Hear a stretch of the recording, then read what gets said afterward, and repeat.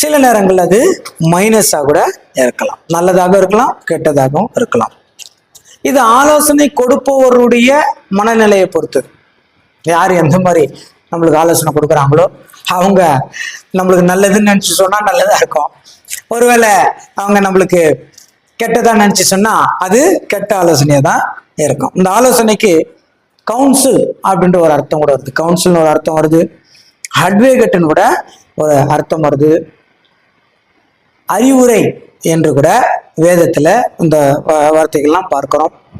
ஆனால் ஐடியா வேறு, ஐடியான்றது வேறு, அது யோசனை, ஐடியான்றது யோசனை. இன்றைக்கு நம்ம ஆலோசனையை பற்றி பார்க்குறோம். யார் ஆலோசனை கொடுக்க வேண்டும் அப்படின்னு இருக்கு, யாரெல்லாம் ஆலோசனை கொடுக்கலாம் அப்படின்னு இருக்கு. யார் ஆலோசனை கொடுக்க வேண்டும்னா அனுபவம் நிறைந்தவர்கள் தான் ஆலோசனை கொடுக்கணும். ரொம்ப அனுபவம் இருக்கணும். அனுபவம் இல்லாமல் ஒருத்தரை கொடுக்குற ஆலோசனையை ஏற்க முடியாது. அவங்களுக்கு அனுபவமே இருக்காது. ஒரு உதாரணத்துக்கு நம்ம சொல்லணும்னா, ஒருத்தர் ஒரு எலக்ட்ரிக்கல் வேலை செய்கிறாருன்னு வச்சுக்கோங்களேன். அவருக்கு ஒருத்தர் வந்து ஐடியா கொடுக்குறாரு, இந்த மாதிரி கனெக்ஷன் கொடு, அந்த மாதிரி கனெக்ஷன் கொடு, இந்த மாதிரி கனெக்ஷன் கொடுன்னு சொல்கிறாருன்னா அவர் எலக்ட்ரிஷியனாக இருக்கணும். இல்லைன்னா அந்த கனெக்ஷனை மாற்றி கொடுத்துட்டா என்ன ஆயிருங்க. சிலர் அந்த மாதிரி ஆலோசனைலாம் என்ன பண்ணுவாங்க சொல்லுவாங்க, ஐடியா இருக்காது, அதாவது அந்த வேலையை பற்றின எந்த நாலேஜும் இருக்காது, அந்த வேலை இது முன்னாடி அவங்க செஞ்சு கூட இருக்க மாட்டாங்க. ஆனால் ஐடியா மட்டும் என்ன பண்ணுவாங்க, ரொம்ப அழகாக அதை கொடுப்பாங்க. ஊழியத்தில் கூட அப்படித்தாங்க. ஊழியத்தினுடைய அனுபவம் ஒன்றும் இருக்காது, ஆனால் ஊழியத்தில் அனுபவமான ஊழியக்காரர்களுக்கு இவங்க நிறைய என்ன பண்ணுவாங்க, ஐடியாலாம், இந்த ஐடியாலாம் அவங்க பார்த்து அனுபவித்து இல்லைங்களா, ஒன்று சிலதெல்லாம் ஏற்றுக்கொள்ளணும்னு இருக்கும், சிலதெல்லாம் விட்டு விடணும் இருக்கும். எல்லா அனுபவம் மூலமாக நிறைய தெரிஞ்சிருக்கும்.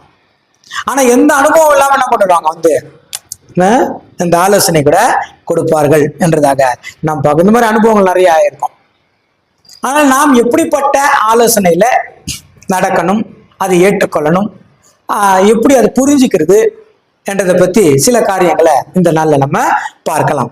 அதனால் இன்றைக்கு ஆலோசனை என்ற பேரில் ஒருவரை ஒருவர் தாக்குவது அதிகமாயிடுச்சு. இல்லைங்களா, நானும் ஆலோசனை கொடுக்குறேன் அப்படின்னு சொல்லி எங்களை ஒருத்தர் பேச்சில் என்ன பண்ணுறதுங்க, ரொம்ப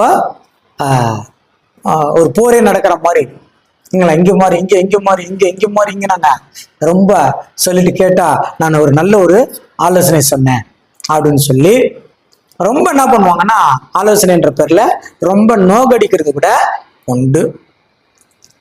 அதே மாதிரி ஆலோசனை என்ற பேரில் நான் உனக்கு ஆலோசனை கொடுக்குறேன், ஒரு பெஸ்ட்டு ஆலோசனை இது,